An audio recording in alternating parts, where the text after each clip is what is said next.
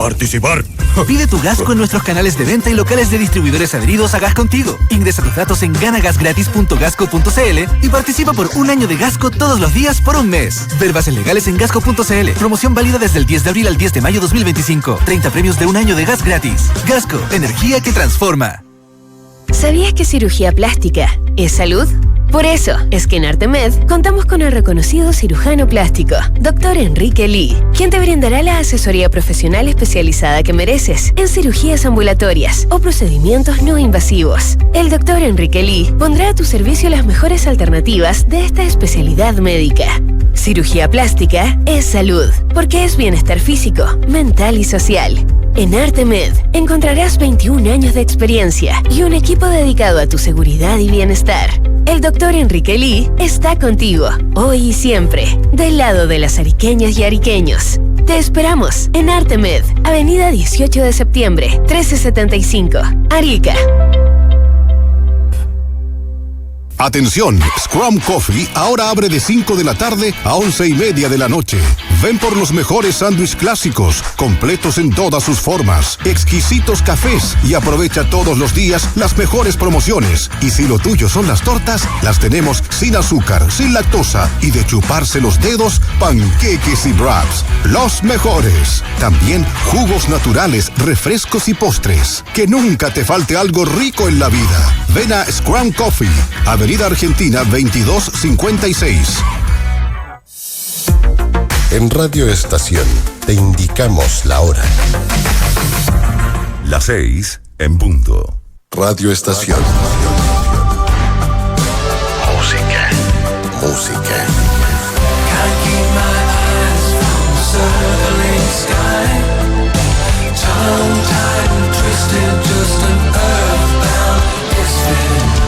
Radio Estación, solo éxitos.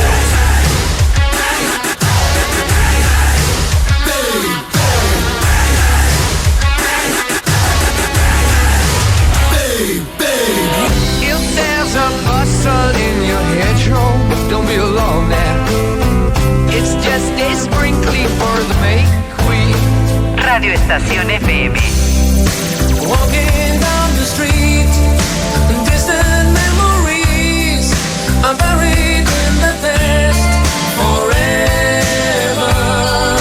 Clásicos sin fecha de vencimiento.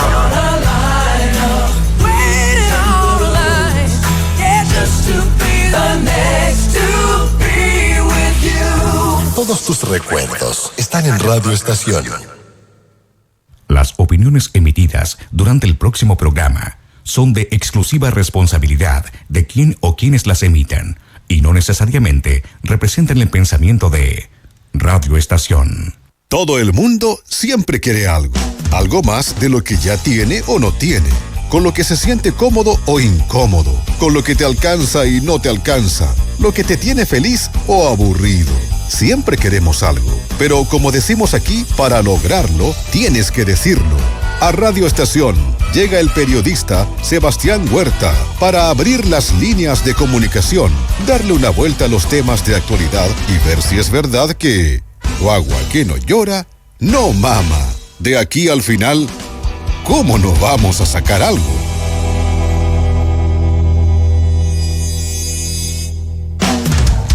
Muy buenas tardes, martes 13.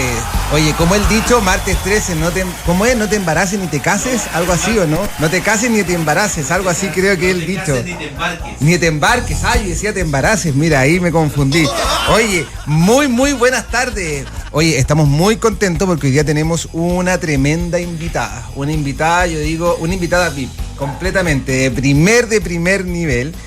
Me tocó conocerla hace ya un par de años. En una situación me acuerdo que yo recibí un llamado de ella para que la acompañara a un desafío, ni más ni menos, que era para acompañarla a la segunda vuelta en su momento de José Antonio. Y fue, la verdad, una experiencia muy novedosa. Yo no la conocía, pero la verdad es que conocí una mujer muy profesional, muy matea. Yo me acuerdo que una de las cosas que me llamaba mucho la atención es que era muy puntual. Ella es, pero así, muy puntual. Entonces, La verdad es que lo pasamos muy bien, fue desafiante esa como... Ella siempre ha tenido un perfil muy técnico, subsecretaria de Salud, siempre metida en esos temas. Actualmente es la directora ejecutiva de CIPS UDD, este centro de políticas enfocada en el área de la salud que tiene la Universidad del Desarrollo, que ha llevado varias investigaciones adelante. Entonces, claro, cuando ella se mete un poquito en ese lado más como de vocera, de alguna forma, en la segunda vuelta, era un terreno nuevo para ella, pero como siempre, con el profesionalismo de siempre, lo llevó, pero muy, muy bien. Oye, le quiero dar la bienvenida a la doctora Paula Daza. Paula, ¿cómo estás? Hola, Seba, qué gusto conversar contigo y volver a encontrarnos después de, ¿te acuerdas? Lo pasamos muy bien, la verdad que fue un periodo estresante, difícil, pero lo pasamos súper bien. Y tú ahí siempre apoyándonos en esos viajes que hacíamos a lo largo de todas partes. Así que un gusto de volver a conversar contigo. Oye, y las vueltas a la vida, ¿tú te acuerdas a quién se sumó también a esas vocerías?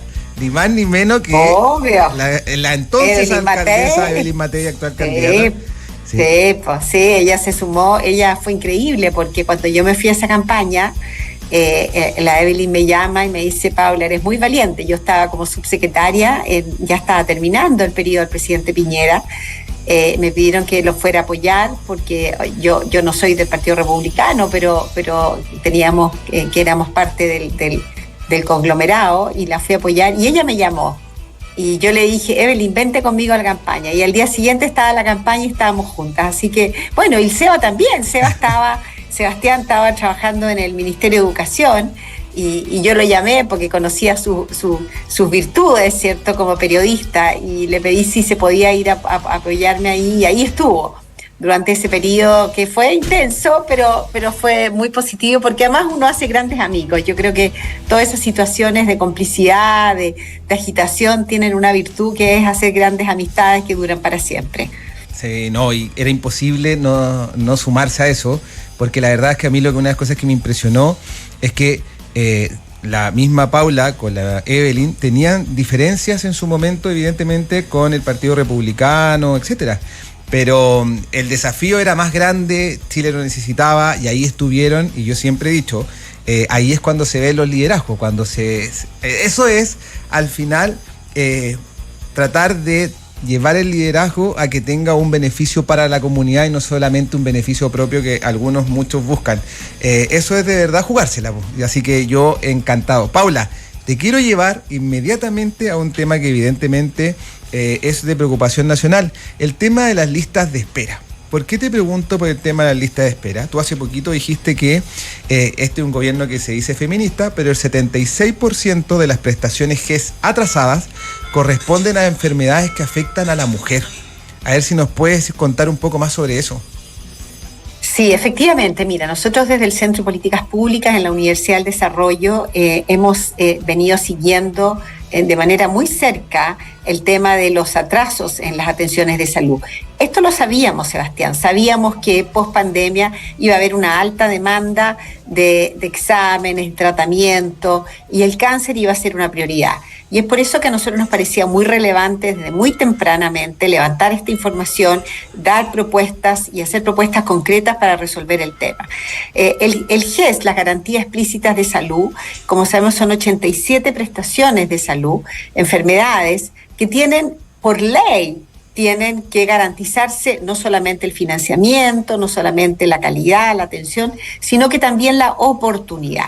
Y dentro de ese listado hay muchos cánceres. Y sabemos que el cáncer, ¿cierto?, es una enfermedad que el tiempo vale oro.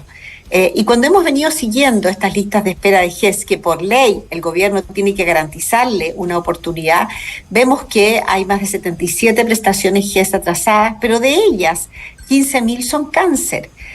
Y cuando vamos a hacer una vista a esas 15.000 prestaciones GES de cáncer, vemos que más del 50% son cánceres que son femeninos, es decir, el cáncer cervicuterino y el cáncer de mama, y además hay otros cánceres que están involucrados ahí. Pero cuando vemos quiénes son las personas que tienen más atraso, son las mujeres. Más de un 76% son mujeres que tienen el GES de cáncer atrasados. Y por eso nosotros hemos levantado esta información, hemos hecho propuestas concretas en relación a esto, que es fundamental que se active un segundo prestador. ¿Qué significa eso? Hoy día, las personas que tienen un atraso en el GES, las personas son las que tienen que ir a FONASA y decirle, ¿sabe qué? Actíveme un segundo prestador, envíeme a otro hospital o a otra clínica o otro laboratorio para hacerme los exámenes. Son las personas que tienen que activar este segundo prestador. Las personas no tienen idea, Seba, cuándo les corresponde eso. Por lo tanto, nosotros hemos propuesto que sea FONASA que active automáticamente ese segundo prestador. Es decir, si el hospital no la atiende en un periodo de tiempo que determina la garantía, que inmediatamente se derive a una clínica o a otro hospital. Eso es lo que hemos propuesto para poder avanzar en estas políticas. Y por eso yo dije, este es un gobierno que se dice feminista, pero en salud no hemos visto propuestas donde las mujeres han sido una prioridad. Acá tenemos garantías del cáncer cervicuterino, más de 2.500 garantías atrasadas. Y el cáncer cervicuterino es un cáncer, si yo lo diagnostico precozmente, lo trato precozmente, la sobrevida es prácticamente 100%. Y todos los días se mueren 2 mujeres de cáncer cervicuterino. Por lo tanto, estamos en una situación de crisis. Creemos que esto es tan grave como la pandemia fue, porque tenemos cerca de 3 millones de personas esperando en listas de espera, ya sea por especialista o por cirugía. Oye, Paula, hace poquito, de hecho, la candidata Evelyn Matei anunció ciertas medidas en temas de salud. Y entre ellas anunció, por ejemplo, el uso de la inteligencia artificial para los hospitales. ¿Cómo podría utilizarse la inteligencia artificial en los hospitales? Bueno, hay varios temas en los hospitales que es muy elemental. Ahí lo importante es decir, los hospitales públicos hoy día se les ha aumentado los recursos en forma muy importante, pero tienen problemas de gestión, de logística, de contar con información adecuada para poder saber quiénes, cuándo, cómo son los tiempos. Y uno de los problemas que tenemos es en cirugía, en los pabellones quirúrgicos. Solamente funciona la mitad de los pabellones quirúrgicos durante el tiempo que corresponde, o sea, desde las 8 de la mañana hasta las 5 de la tarde, de acuerdo a los datos que están por distintas universidades que han estudiado, vemos que solamente el 52% del tiempo se usa. ¿Y por qué? Por ejemplo, porque uno no se hacen las cirugías que corresponden, que están citadas en ese minuto. Y ahí vemos que hay un problema de contactibilidad, hay un problema de que las personas no llegan al hospital con los exámenes que corresponden. ¿Y cuál es la propuesta que ha hecho Evelyn Matei? La inteligencia artificial va a permitir, primero que nada, contar con información adecuada, es decir, poder contactar a las personas a través de sistemas de inteligencia artificial para que las personas se hagan los exámenes en el momento que corresponde, para que el hospital sepa quiénes son las personas que se van a operar, quiénes son las personas que hay que llamar o darle la información que corresponde, porque también llegan con información adecuada. Si nosotros contamos con un sistema de información que nos permita saber, ¿cierto?, quiénes son las personas que se van a operar, cuándo, entregar la información a las personas, contactarlas. Si ese hospital, por ejemplo, no llega a los profesionales que corresponden, esas personas derivarlas a otro hospital. La tecnología, la interoperabilidad, la inteligencia artificial va a permitir ser mucho más eficiente en la atención de los pacientes. También esta interoperabilidad entre la atención primaria y el hospital. ¿Qué es lo que pasa hoy día, Seba? Una persona, por ejemplo, se atiende en el consultorio. El médico del consultorio le da indicación, vaya a la interconsulta con un neurólogo. Le entrega un documento y esa persona no sabe cuándo la van a llamar, quién la va a llamar. El hospital tampoco no tiene toda la información. Entonces, integrar la información de la atención primaria con el hospital es fundamental. Ahí tenemos problemas de poder integrar estas dos informaciones. Yo sé que el Ministerio está haciendo algunos esfuerzos, pero todo esto tiene que agilizarse hoy día ya, porque son muchas las personas que hoy día están navegando en un sistema de salud a oscuras que no saben ni cuándo ni cómo la van a atender. Paula, una de las cosas que pasa acá en la región, yo siempre he dicho que si es que la pandemia hubiese llegado con este gobierno, la verdad es que yo creo que pasarían años y todavía no llegarían las vacunas. Yo sé que la Paula no lo va a decir porque evidentemente es un tema que siempre es complejo, pero ahí, Paula, una cosa, actualmente las listas de espera son grandes. En regiones eso se dificulta más porque uno acá no tiene a lo mejor una clínica, por ejemplo, grande a la que ir. Las clínicas acá en las regiones, podríamos decirlo que son cosas más pequeñas las que pueden atender. Entonces se ven dificultades como por ejemplo tener que trasladarse a Antofagasta, a Santiago, etcétera. Y nace una pregunta acá. Yo sé que para tomar una decisión, por ejemplo, que actualmente se vive mucho en la región, de la creación de un nuevo hospital. Yo sé que para la creación de un nuevo hospital tienen que haber miles de estudios. De hecho, yo estoy ahora en el gobierno regional acá, Paula, trabajando, y uno ve que son estudios de 1 año y medio, o sea, son estudios bien complejos a largo plazo, porque tienen que ser estudios de la prefactibilidad, de distintas cosas. Pero, ¿en qué momento se puede tomar, por ejemplo, Paula, la decisión de construir un hospital en una región o no? Cuando esta tiene una lista de espera gigantesca, cuando, por ejemplo, no tiene las camas necesarias. ¿Cuáles son, entre comillas, en términos de salud, el momento en que se tiene que tomar la decisión para un nuevo hospital, ya sea en Arica o en cualquier otra región? A ver, yo creo que tú has puesto uno de los temas más complejos que tenemos en Chile, que es la situación de la falta de oportunidad y de atención en regiones, particularmente en el norte, ¿cierto? Y ahí yo creo que hay varias estrategias que uno tiene que levantar. Una son estrategias de corto plazo, de cortísimo plazo. ¿Cómo nos hacemos cargo hoy día de los problemas de salud que tienen las personas? Y cómo tenemos una mirada de largo plazo. Hoy día, ¿qué es lo que sabemos? Generalmente la construcción de hospitales lleva años, 8, 10 años, y lo que empezamos a proponer hoy día probablemente lo vamos a tener listo en 10 años más. ¿Qué es lo que sabemos también? Que uno de los grandes problemas, más que la infraestructura, es contar con el recurso humano, contar con los especialistas adecuados.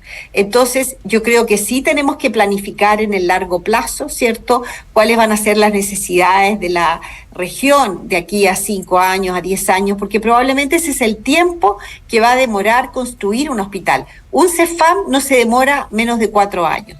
Un hospital es por lo menos el doble. Por lo tanto, creo que acá tenemos que hacer planificación de largo plazo, cuál va a ser la población que vamos a tener en ese minuto, cuáles van a ser las necesidades de salud. Probablemente vamos a necesitar infraestructura para personas mayores porque vamos a tener un aumento de población mayor. Pero hay otro tema que es muy importante. ¿Cómo va a ser la mejor forma de atender a esas personas?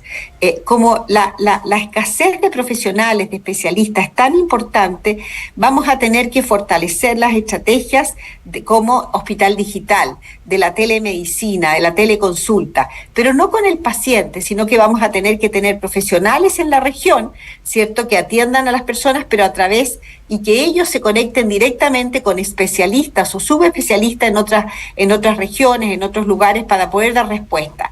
En caso de ciertas enfermedades que son más largas, por ejemplo un cáncer, yo diría que el cáncer, en el gobierno del presidente Piñera se desarrolló el Plan Nacional de Cáncer, se desarrolló una ley de cáncer y se desarrolló una carta Gantt para poder contar con centros de cáncer no en todas las regiones, pero sí en la macrozona norte, en la macrozona sur, en el centro, para que las personas no tuvieran que hacer lo que tú dices, estar trasladándose. Por ejemplo, una persona que tuviera que hacerse tratamientos con quimioterapia, que lo pueda hacer en su región, pero probablemente una cirugía de alta complejidad, a lo mejor va a haber que trasladarla a otra región. Ese proyecto, ese plan está desarrollado, se desarrolló en el gobierno del presidente Piñera, pero este gobierno no lo ha desarrollado. No tenemos todavía un registro nacional de cáncer, Seba. No sabemos quiénes son los pacientes con cáncer, dónde están, en qué etapa están. Y eso lo venimos diciendo desde el año 2022, cuando ya estaba prácticamente listo el Registro Nacional de Cáncer. Esa es otra de las propuestas que ha levantado la candidata, Evelyn Matei. ¿En qué sentido? En que tenemos que tener al menos un Registro Nacional de pacientes con cáncer para poder saber en qué etapa están, cómo manejarlo. Y entonces, en relación a tu pregunta, yo creo que hay que empezar ya a levantar uno, cuál es la factibilidad de hacer un hospital, cuáles van a ser las necesidades desde el punto de vista epidemiológico, porque hoy día probablemente lo que necesitamos hoy día va a ser muy distinto a lo que necesitemos el día de mañana. Pero yo te diría que más complejo que la infraestructura es contar con los especialistas. Hoy día tenemos hospitales en regiones que se han construido, que son preciosos, pero desgraciadamente no cuentan con los especialistas necesarios y por lo tanto no pueden resolver los problemas. Entonces tenemos que elaborar proyectos que vayan de la mano, la infraestructura, y poder contar durante periodos o de acuerdo a las necesidades con esos especialistas que vamos a necesitar el día de mañana. Acá contarte, Paula, que de hecho el gobierno regional acaba de aprobar hace poquito ya el estudio para el centro oncológico que se va a construir acá en la región. Un centro oncológico que la verdad viene a buscar a darle un espacio también a las familias cuando viven un proceso tan duro como es tener a un familiar con cáncer. No encontrar la respuesta por parte del Estado aquí en la región es duro, y tener que salir, sacarlo de su hábitat, sacarlo de su entorno, de su zona de confort, etcétera, es muy duro. Entonces este centro oncológico viene a ser una respuesta para muchas familias que están viviendo eso. Pero ahí preguntarte algo, Paula, acá pasa mucho que no hay especialistas y es una realidad nacional, y cuando uno ve otros países no es tan distinto. La falta de especialistas es un tema grave que se han abordado de distintas maneras en distintos lugares. Yo creo que esto de hecho no es solo tema de salud, la falta de especialistas. Yo creo que hay un doctor cuando decide dónde vivir, mira más cosas. Mira dónde va a educar a sus hijos, cómo está la ciudad en términos de seguridad, también si es que su pareja, su señora, su marido, etcétera, va a poder tener un trabajo allá. Mira muchas más cosas, el día de mañana la universidad, etcétera. ¿Cómo se puede tratar de atraer a los especialistas a las regiones que tanto lo necesitan? Bueno, yo creo que ese es uno de los grandes temas. Hoy día en Chile tenemos un déficit de ciertos especialistas, por ejemplo, oncólogos. Se necesitan muchísimo porque, primero que nada, es la primera causa de muerte. Segundo, el cáncer va a ser cada vez más frecuente y se va a transformar en una enfermedad crónica. Yo creo que ahí tú has dado en un tema que es muy, muy complejo, que es los profesionales, no solamente los médicos, todos los profesionales, antes de ir a vivir un lugar, no solamente ven las posibilidades profesionales, no solamente, sino que el entorno personal y familiar. Y ahí la calidad de vida, ¿cierto? Primero que nada, yo creo que hoy día una de las cosas que las personas buscan es seguridad. Desgraciadamente el tema seguridad ha pasado a ser una de nuestras prioridades. Entonces que su familia viva en un lugar seguro, que sus niños puedan ir al colegio sin pensar que los puedan, ¿no es cierto?, asaltar, tener buenos lugares para que los niños estudien, tener posibilidades de vivienda que sean accesibles. Por lo tanto, yo creo que el entorno del punto de vista de calidad de vida familiar, ingreso, colegios, es muy, muy importante, y posibilidades de desarrollo profesional. Hoy día el acceso a la información está a través de Internet, está a través de otras vías, por lo tanto eso no es tan relevante porque hoy día tenemos posibilidad de estudiar, de aprender a través de la vía telemática. Pero sí la calidad de vida personal y familiar es muy importante, y yo cada día escucho más el tema de seguridad. Muchas personas se han ido de Santiago, por ejemplo, por un tema de resguardo familiar de seguridad. Y es un tema que antes en Chile, o al menos no era un tema, una prioridad para que las personas decidieran dónde vivir. Creo que eso es uno de los temas muy relevantes, y probablemente en Arica es un tema que también va a ser parte de los desafíos que enfrentar en el futuro. Paula, si en un hospital no pueden atender a una persona y la lista de espera empieza a avanzar, ¿lo tienen que derivar a una clínica? Si es una persona que está en el GES, en todas las enfermedades que están en el GES tienen garantía de oportunidad, ¿cierto? Por ejemplo, el cáncer de mama, el cáncer cervicuterino, un paciente que está con una diabetes. Hay 87 enfermedades que tienen garantizada la atención de oportunidad. Y esas enfermedades tienen que resolverse, obviamente, ya sea en otra institución pública, bueno, en Arica no hay más hospitales, o en una institución privada como una clínica. Por ejemplo, si a mí me sospechan que si yo me hago una mamografía y me dice la mamografía probable cáncer y me tienen que hacer una biopsia mamaria, esa biopsia mamaria me la tienen que derivar durante un periodo de tiempo hasta que corresponde del cáncer de mama. Por lo tanto, todas las patologías que están en el GES tienen garantizada la oportunidad. Oye, mira, quiero escuchar un audio que nos estaban mandando ahí, la gente empieza a comentar. Después te quiero llevar a otro tema, Paula, porque yo sé que tú lideraste, fuiste parte también del proceso del tema de la pandemia, que es un proceso histórico. Me acuerdo que una vez tú me dijiste, cuando yo asumí la subsecretaría de Salud, creo que fue Emilio Santelice el que te dijo, no, Paula, tranquila, si la subsecretaría de Salud nunca está muy expuesta, siempre está mucho más bajo perfil, así que dale, porque la Paula tenía mucho más que miedo escénico, no le gustaba el tema de la exposición. Así que ahí después te quiero preguntar un poquito más. Creo que Marcelo Gavilán mandó un audio, a ver si lo podemos escuchar. Hola, Seba, buenas tardes. Estaba escuchando el programa de la doctora Daza. Excelente lo que propone, pero hay un pero con lo que tiene que ver con la salud y que nadie le pone ese cascabel a ese gato. ¿Qué pasa con la migración de los médicos del sistema público al sistema privado? Porque generalmente muchos médicos hacen su carrera en sector público o hacen sus estudios y después se van al sistema privado para ganar más plata. Eso no hay que quitarle el traste a la jeringa de ese tipo, porque lamentablemente se ve que muchos de estos profesionales más que nada es por la plata. Y ese es el gran problema que tenemos en cuanto a la salud en las regiones.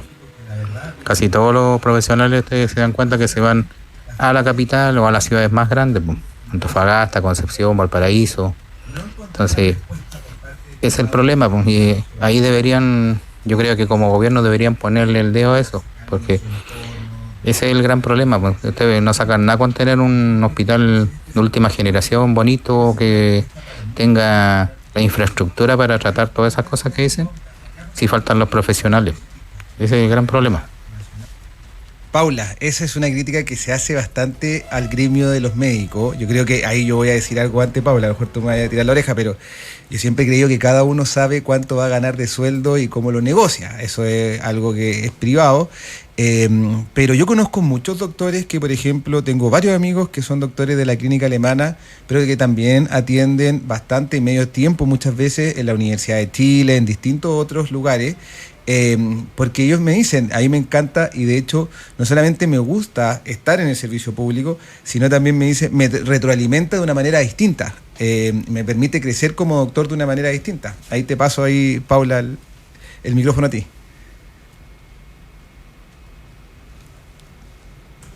De los grandes problemas que tenemos en el sector público es la falta de incentivos para al menos los médicos especialistas sigan ahí o por lo menos cumplan sus horarios. Hoy día, ¿qué es lo que pasa? Hoy día la forma que está el estatuto administrativo, ¿qué significa el estatuto administrativo para que las personas nos entiendan? Es la forma que se contratan los empleados públicos. ¿Ya? Y el estatuto administrativo es una ley. Desgraciadamente, para cambiarlo tenemos que cambiar la ley. Y el estatuto administrativo es bastante, más que estricto te diría, es bastante rígido. Entonces, ese estatuto administrativo hace que los médicos, usted lo contratan por 22 horas, que son mediodía, ¿cierto? Esas 22 horas usted tiene que trabajarlas de 8 a 12 y después puede trabajar el resto del día. Yo creo que tenemos que modificar el estatuto administrativo para que sea un estatuto más flexible, como es en el sector privado, ¿cierto? Como es en el sector privado, que los médicos trabajan en horarios y que se les pague por incentivos por su producción. Si yo voy a ver 10 pacientes, voy a ver 20 pacientes, ¿qué es lo que pasa? Hoy día el sector público es muy ineficiente, hemos duplicado el presupuesto de salud. El médico gana 10, vea 2 pacientes, vea 4 pacientes o vea 10 pacientes. Entonces, los médicos que trabajan mucho, obviamente, son fantásticos, ven más pacientes. Entonces, ¿cómo hacemos para que de alguna manera estos médicos tengan incentivos para quedarse en el sector público? Y yo creo que uno de los desafíos que tenemos es ponerle que el sueldo que va a ganar, porque finalmente es por eso que se van, que el sueldo que va a ganar tenga un fijo, ¿cierto? Pero tenga un variable en función de lo que va a producir o de la cantidad de pacientes. ¿Qué es lo que nosotros queremos poner el foco? Lo importante aquí son las personas. Ahora, Hoy día las personas se pueden atender en el sector público, pero también si yo no le puedo resolver el problema en el sector público, lo tengo que derivar al sector privado. Y eso es deber del Estado, porque aquí obviamente los hospitales hoy día algunos responden muy bien, pero otros no. Y por lo tanto tenemos que ver cuáles son aquellos hospitales que no están haciendo la pega bien, producto de una mala gestión. Y hay un tema que es muy relevante, Seba, que son las licencias médicas del sector público. El sector salud es el sector de los sectores que tiene más licencias médicas. En promedio, la gente del sector salud pública tiene en promedio 30 días de licencias médicas, 32 creo que subió. Eso más los días administrativos, más las vacaciones. Las personas del sector público pasan 2 meses sin trabajar. Eso significa que yo puedo tener el hospital cerrado durante 2 meses. Eso es una locura. Eso es porque claro, se le reembolsa el 100% si tiene licencia médica. Entonces, probablemente algunas de esas licencias médicas son efectivas, pero hay muchas otras de esas licencias médicas que no son tan efectivas. Entonces, tenemos que incentivar, ¿cierto?, de alguna manera que las personas que están en el sector público hagan el trabajo como corresponden, porque finalmente son los pacientes los que se ven perjudicados.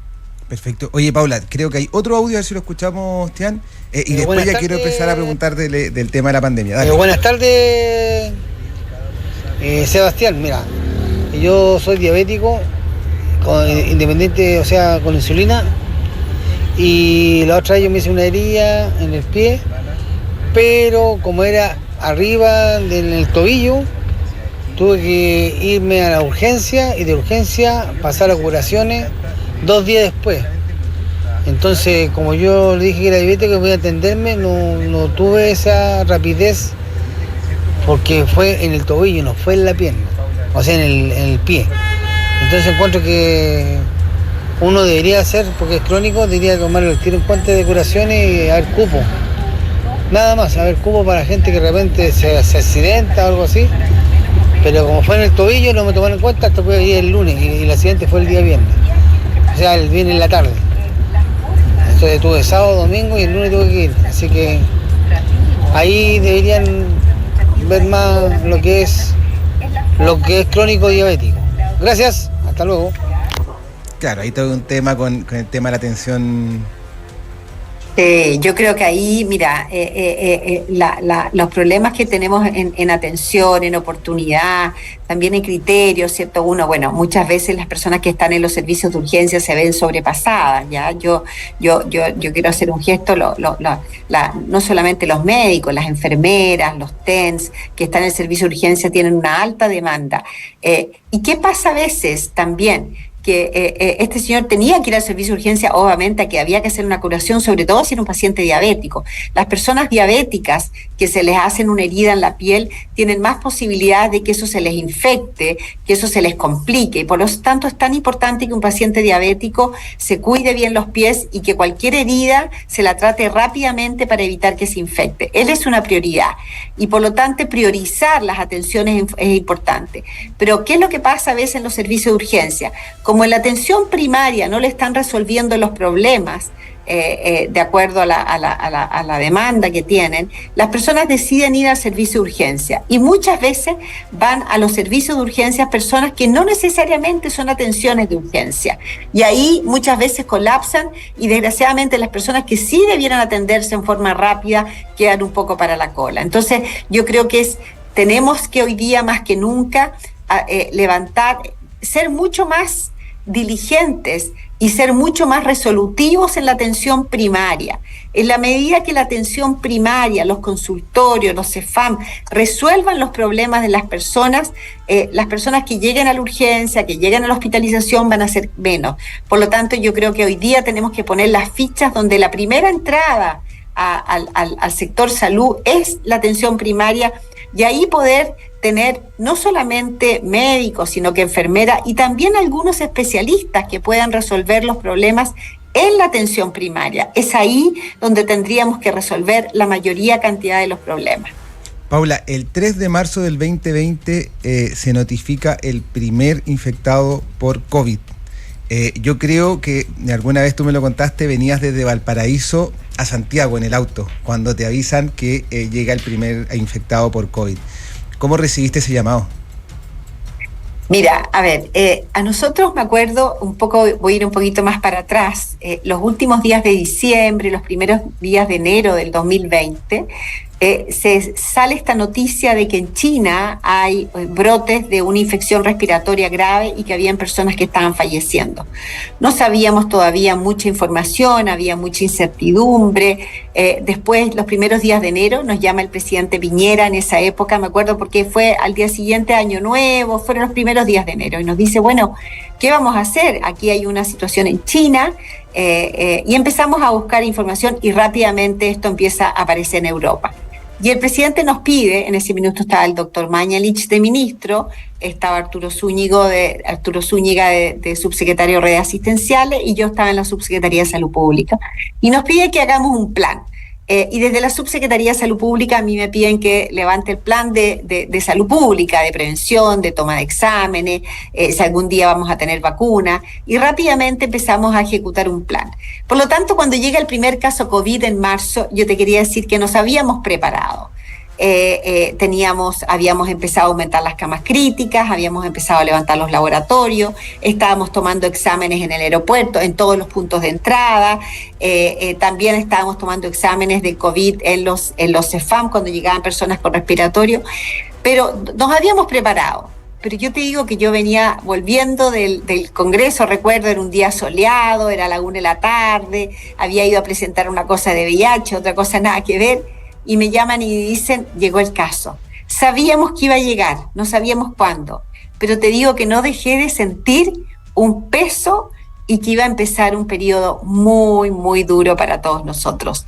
Había mucha incertidumbre, no sabíamos mucho del virus, sabíamos que se contagia por vía respiratoria, no sabíamos cuánto de tiempo era la duración, no sabíamos el impacto que iba a tener en nuestro país. Por lo tanto, ahí comenzó, yo te diría, esta travesía, con incertidumbre, pero también con la cierta tranquilidad que nos habíamos empezado a preparar. Teníamos una alerta sanitaria, teníamos un estado de emergencia, teníamos un presidente que se había hecho cargo de tomar las riendas de esta nueva pandemia. Pensamos que iba a durar menos tiempo, duró más de 2 años. Fue un periodo difícil, muy difícil, pero te diría yo que dentro de todo tuvimos un presidente que siempre nos apoyó y que puso a disposición del país todos los elementos que teníamos. Yo te diría que lo que aprendimos en la pandemia y lo que a mí más me llamó la atención positivamente fue su gente. Un país completo, Seba, que se desplegó. El sector público entero, el sector privado, qué duda cabe que todos los elementos del sector privado, el mundo académico, la sociedad civil. Yo recorrí Chile de Arica a Magallanes durante la pandemia y conocí lo mejor de Chile, que es su gente. Y ahí aprendí cosas increíbles. Personas en forma anónima ayudaban a otros, chiquillos jóvenes ayudando a los adultos mayores en ese momento que tenían que estar encerrados. Me acuerdo que una vez un grupo de jóvenes que estaba implementando una nueva plataforma de autos me dijo, yo quiero poder poner a la disposición del Ministerio de Salud los autos para trasladar a las personas COVID. Tantas experiencias de todo nuestro país para enfrentar esta pandemia que fue muy difícil. Sin duda conociste lo mejor, pero también, y sin decir que fue un comentario de las personas que vinieron, etcétera, sin nombrarlas siquiera, pero hubo personas que también lo apuntaron a ustedes. De hecho, yo puedo atreverme a decir que fueron comentarios hasta miserables en muchos sentidos, porque en medio de una crisis como esta, en medio de una crisis que uno no sabía bien cuál iba a ser la magnitud, la fuimos conociendo ahí mismo. Era muy difícil el desafío. ¿Cómo recibiste esos comentarios? De hecho puedo decir a lo mejor desde el colegio médico, etcétera. Yo no quiero nombrar personas, pero fueron comentarios durísimos. Bueno, efectivamente, mira, a mí me llamó muchísima la atención la actitud del colegio médico. Después vimos por qué, ¿cierto? Era una posición más bien política, porque eran colegas, sabían perfectamente la situación que estaba viviendo Chile, la situación de la pandemia, entendían el problema, y ahí a nosotros, yo me acuerdo, por ejemplo, cuando sacamos adelante el pase de movilidad. Nosotros levantamos un centro de estudio en el Ministerio de Salud, donde íbamos viendo que las personas que estaban vacunadas y tenían 2 dosis, ya llevábamos más de un año de pandemia, las personas estaban cansadas de las cuarentenas, pero vimos que las personas vacunadas con 2 dosis se infectaban menos, se hospitalizaban menos y fallecían menos. Y por lo tanto decidimos que esas personas tuvieran un pase para tener más libertades, podían ir a un restaurante, podían salir, y desarrollamos lo que llamamos el pase de movilidad. Esa misma semana ocurrió 2 cosas. Uno, el Colegio Médico decretó una estrategia que llamó cortocircuito, que era cerrar absolutamente todo, que las personas no podían salir, que no podía haber locomoción, todo lo contrario a lo que estábamos nosotros. Y por otro lado, también del Colegio Médico, de hecho un ex subsecretario de este gobierno, el doctor Cuadrado, dijo que éramos unos criminales por haber sacado el pase de movilidad. Entonces, en ese contexto nos enfrentábamos con personas que tenían confianza, como era el Colegio Médico y autoridades, ¿cierto?, de esa época que tenían bastante validación pública, y nosotros que estábamos en el Ministerio de Salud. Afortunadamente nosotros teníamos la información, entonces lo que hicimos fue mostrar, decimos, ¿qué es lo que estamos viendo? Estos son los datos, las personas vacunadas tienen menos posibilidades de contagiarse, menos posibilidades de enfermarse gravemente. Por lo tanto, se pueden contagiar, sí, pero tienen menos posibilidades. Por lo tanto, le vamos a dar más libertades, tienen que mantener la mascarilla. Y yo creo que uno de los elementos importantes que decidimos nosotros fue crear confianza. Pero fue difícil porque teníamos al otro lado personas que también eran muy confiables. Sin embargo, de alguna manera ellos criticaban y se rebelaban contra esas medidas que eran técnicas que nosotros estábamos implementando en el país. Oye, Paula, ¿y qué te sostenía en ese momento? Porque la verdad es que uno dice, es una crisis, es una pandemia, nunca se había visto, aparte con un gobierno que venía ya muy golpeado por el tema del estallido social, etcétera. Fue todo muy confuso ese momento. ¿Qué te mantenía en pie? A ver, yo te diría que primero que nada, a pesar de que teníamos mucha crítica, mucha oposición, teníamos mucho apoyo de ciertos expertos de la sociedad científica. ¿Y qué me mantenía en pie? Yo creo que el desafío de que teníamos una gran responsabilidad, que eran las personas. Si nosotros no nos hacíamos cargo, que estábamos ahí en ese momento de este problema, decíamos, nosotros tenemos la responsabilidad de hacernos cargo de esto. ¿Y qué me mantenía? Yo creo que tuve mucho apoyo, era un equipo cuando llegó el doctor París, que fue un gran liderazgo. Yo te diría que él fue que nos empujaba, ¿cierto?, en esos momentos duros, difíciles, que a veces uno tenía mayor ansiedad. Él siempre tuvo un liderazgo de apoyarnos, de armar grupos, de armar equipo. Él fue un gran liderazgo, el presidente Piñera, que duda cabe, y la familia. Yo creo que la familia para mí fue fundamental, mis hijos, mi marido, mi familia fue muy importante de estar siempre apoyándonos en esos momentos tan difíciles. Paula, ya pasando a la etapa final, ya las últimas preguntas, ¿qué se extraña del presidente Piñera? Muchas cosas. Primero que nada, se extraña, si uno mira a este gobierno, ¿cierto?, en relación al presidente Piñera, su liderazgo, su capacidad de decisión en función de la información, su energía, y ¿sabes qué? Su sentido del humor. Era un hombre de mucho sentido del humor. Y lo otro que probablemente las personas no conocían era su calidez humana. Él siempre tenía una palabra para llamarte. Cuando nosotros estábamos en reunión y nos veía uno de nosotros un poco flaquear, te llamaba y te decía, Paula, ¿cómo estás? Sigue adelante, lo estás haciendo bien, ¿qué necesitas? siempre un apoyo. Yo creo que esa capacidad de trabajo, de liderazgo, de poder enfrentar los desafíos difíciles y siempre de decir, bueno, ¿qué es lo mejor? ¿Dónde están los mejores para llamarlos? Porque a él le interesaba que el país, ¿cierto?, las personas tuvieran las mejores oportunidades. Él fue el gran líder de las vacunas en Chile. Si no fuera por el presidente Piñera no hubiéramos podido tener vacunas tan oportunas. Él, apenas llegó el COVID, dijo, vamos a ponernos a trabajar para tener vacunas cuando correspondan. Él lideraba las mesas COVID.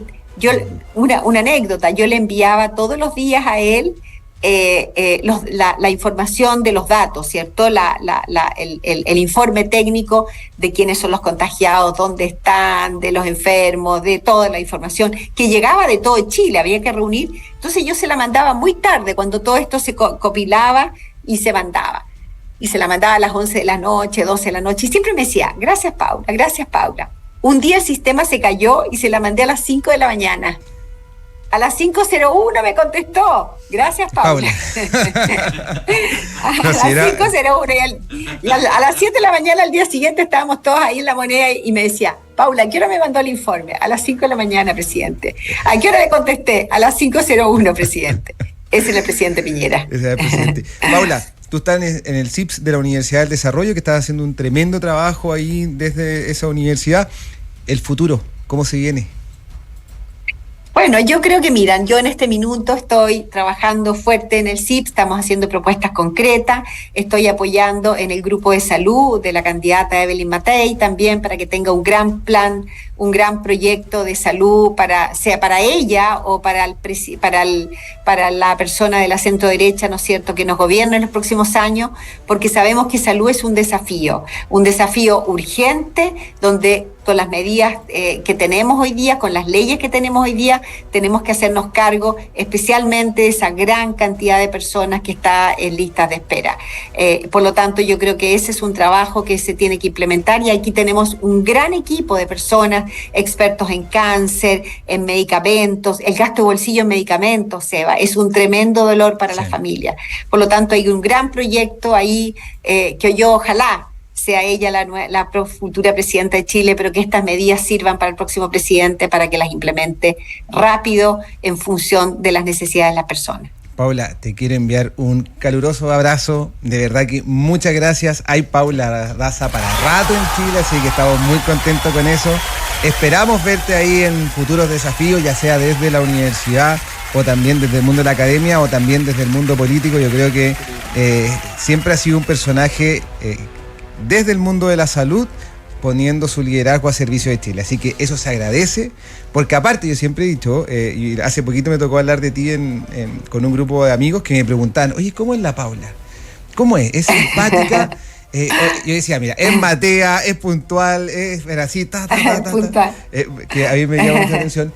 Pero yo le decía sobre todo esa capacidad de entender que ella cumple un rol, tiene un liderazgo y siempre lo pone al servicio de Chile y la defensa de las ideas que nosotros creemos.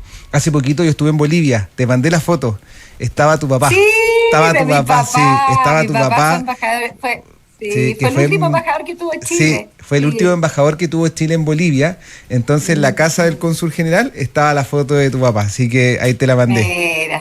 Sí, fue un gran diplomático. Oye, gran diplomático que le dio mucho a Chile también. Con un gran, el hermano, yo conozco a la hermana de la Paula porque es periodista y también está en la universidad. Sí. Y el hermano, que economista de primer nivel. Así que, oye, Paula, un abrazo gigante. Sí, un abrazo gigante. Bueno, nos estamos viendo. Muchas gracias. Gracias, Seba, por la invitación. Lo pasé súper bien y un abrazo a todas las personas que te están escuchando. Nos vemos, Paula. Chao.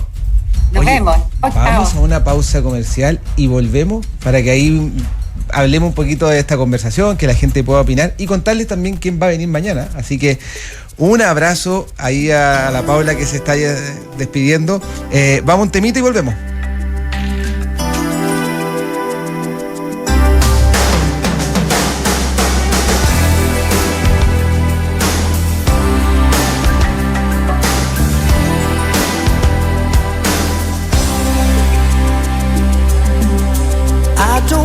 You to come round here no more. I beg you for mercy.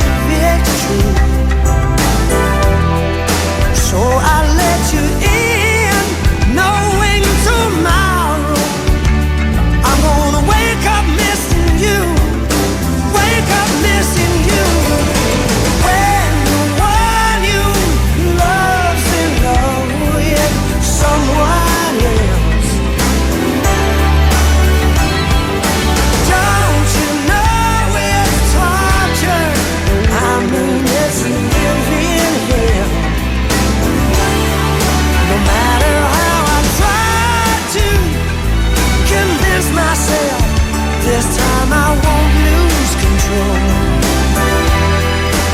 One look in your blue eyes, and suddenly my heart can't tell you no. I don't want you to call me up no more, saying